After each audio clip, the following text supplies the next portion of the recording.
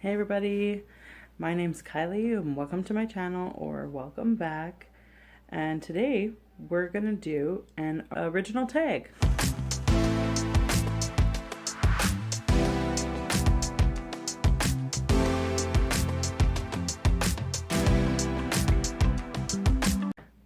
I created this tag. It's called the behind the scenes tag, and it can apply to any YouTuber. I got the idea to make this tag because I think that in this time in society where we have tons of social media and people can really control how they're seen in the world, and people who are basically YouTube celebrities or Instagram celebrities, they kind of show, or maybe it looks like they have a perfect life, or it's really super easy to be, a content creator on YouTube or Instagram, and you really don't see behind the scenes. Like, for example, the first question is, show us all of the room that you film in and don't clean it up first. So you're seeing me in my main living room, but you don't see the floor. You see like a little bit of my couch and like the wall. And some people, when they film videos, you only see like their head. So they might look real good, but that doesn't mean that their house is not a mess, and that it doesn't take them a lot of time and effort to put together that YouTube video for you. And so I think that it's really important that viewers see how much work it is and how much effort that content creators put into making content for their channel. And so for that reason, I created this tag. I encourage you to tag your favorite YouTubers, even if they're not Booktubers. Okay, so first question, show us all of the room that you film in and don't clean it up first. Here you go.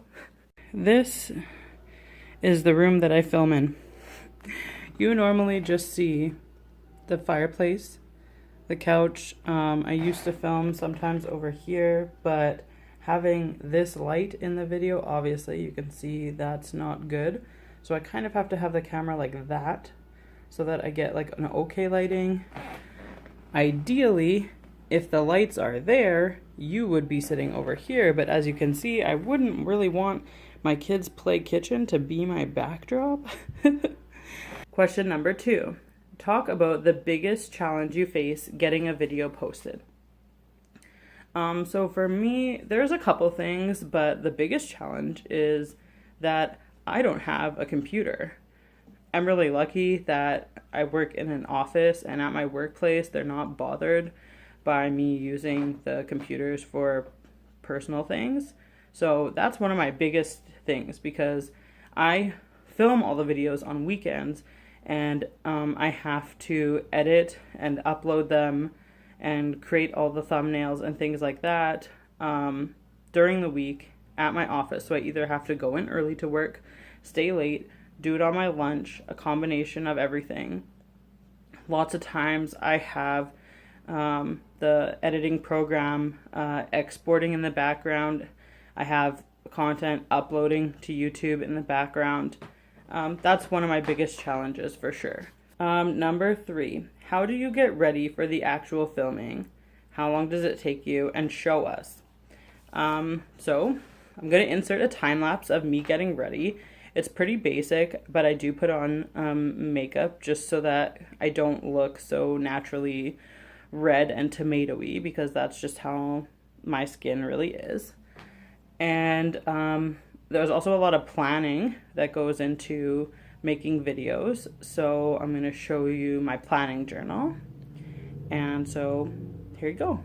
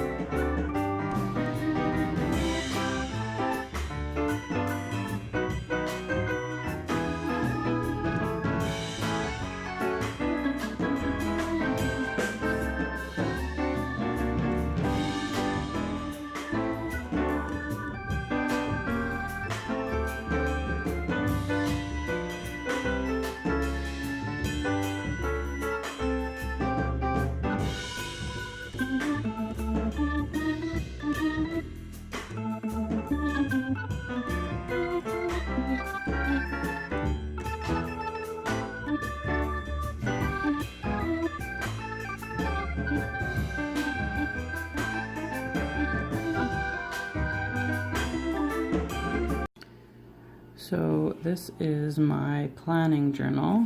You'll see me reading out of this all the time when I'm doing book reviews or tags. I make like kind of a schedule here, but then you'll see as we flip, it's not super organized.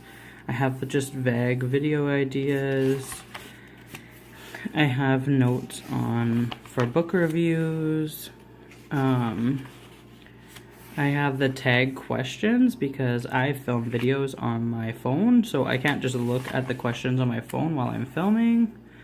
Tag questions. I make to-do lists on every Friday before I leave work of what I need to do, whether it's to do with YouTube or just my regular life on the weekend. It really helps me get in the right mindset. This is more notes for a book review. These are some TBRs. As you see, I check off after I read the books. This one's not updated though. October TBR, that one got switched to a different page. November, December, readathon idea. This is me organizing my buddy reads.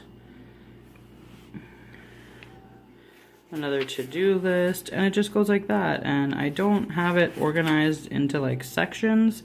I just, when I need to write something down, I just use the next page. And so I'll keep this, it has this elastic piece, and I'll either leave that like on my planning page or whatever page that I'm using like at the moment. And yeah, so that's a big part. Like, it takes a long time to like sit down and think about, you know, all the things about a book, and to plan what you're gonna do in your videos. And so that is a big part for me of what I do to get ready to make a video. As you can see, I don't really have anything to put my camera on.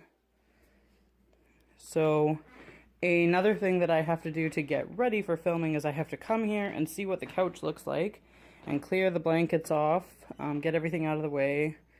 And then usually I move one of those plants onto the ground and take one of those brown tables and move it in front of the couch.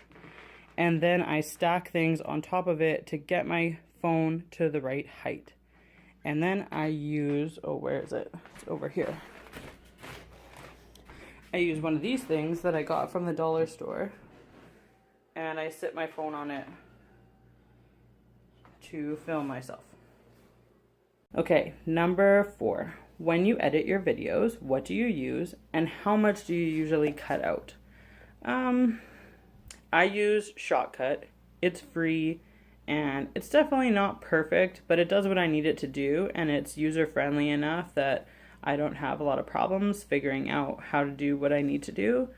And as for how much I cut out, at the beginning, it was like a lot. I guess it kind of depends on the situation. Like, I'm only cutting out probably 2 or 3 minutes of just like misspeaking or ums and ahs or me yelling at my kids. Number 5, is there anybody who helps you at all, and what do they do for you? I film the videos myself on my phone. I edit them myself and upload them. I create my own thumbnails.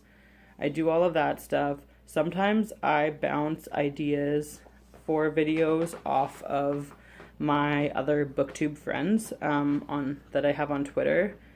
And sometimes I guess my husband helps me technically because if he's in a good mood, and I tell him that I need to film a few videos, like on a Sunday afternoon, I'll tell him like, please just like, can you just take them to the park? Can you do something with them, go downstairs, whatever, just make sure that they don't bother me for, an hour and a half, whatever I need. And so that's basically it. Like, I didn't have anyone like make my intro for me. No one else does my editing. I pretty much do everything myself. And so that's why you get newbie content. Number 6, do you have a routine? And do you feel pressure to stick to it and post on certain days, etc.? I have a little bit of a routine. I always film videos, or almost always, on Sunday afternoons or on the weekend in the evening. So I plan way in advance, and then I know what my videos are going to be. And I don't feel a lot of pressure to post the videos. I do this for me. I do it for fun. I didn't post any videos last week, and normally I post 4 videos a week. So I don't feel a lot of pressure, but I do have a schedule. I post 3 days a week, and because I decided to do Food Fridays, which is not a book content video, I decided to add that to my schedule instead of reducing the number of book videos that I do. So number 7. So this question is like specific to your content. And if you're not a booktuber, I'm going to try to modify the question, and I'll put it in the description so that it applies to beauty bloggers or different types of YouTube channels. I'll try to see if I can modify it. So this question is, booktubers read a lot. How do you fit reading into your schedule, and what are some struggles you have specifically to do with reading? I'm a mom and I work full time, so I can't read at work. But I listen to audiobooks at work, so that's how I listen to my audiobooks. I don't listen to audiobooks at all in the evening or on weekends. So normally I don't get to read at all during the week, Monday to Friday, until my kids are in bed. So that is like around 8 o'clock at night usually, and I'm usually going to bed at 11. So that's 3 hours, but remember that you also have to clean and pack lunches and, I don't know, do lots of other things in those 3 hours. So that's all the time I have for reading. And then on the weekend, I don't read at all Saturday until the evening when they're in bed too. And then on Sunday, if I get all my videos that I want filmed and I have extra time, then I can read while they're napping in the afternoon. But basically, just because of it's my life, it's time constraint that is the issue. And also, I made a decision this past spring when I decided to start reading again that I wanted to be serious about this hobby and really get back into it. And so I don't watch TV anymore at all. I don't watch Netflix, like basically anything. It's kind of sad. I really liked some of the Netflix movies, but just at this point in my life, at the age that my kids are at, I just don't have time for multiple hobbies. So I decided to start doing Booktube, and I decided I want to, read enough to make a lot of Booktube content. So that's where my priorities are. And I don't do anything else. I don't play any sports. I don't go to the gym, which I probably should do that. I don't do anything else. I just read. Then number 8, share some insecurities you have about yourself and your channel that your viewers might not already know about. So this one for me, I feel like as a plus size woman that might have a lot to do with why I'm not seeing my channel growth. I feel like in society today, beauty and thinness is valued, even if it's like a subconscious thing, and that someone who's really pretty and has just a super good aesthetic is going to just by default get more views and more subscribers than me because of that. And I try not to let it bother me but sometimes it does. And that's okay. I am plus size and it is what it is. And I created this channel to have fun. And basically that's all there is to it. I didn't create this channel to become a famous booktuber and, you know, be like basically a low-key celebrity. That's not why I'm here.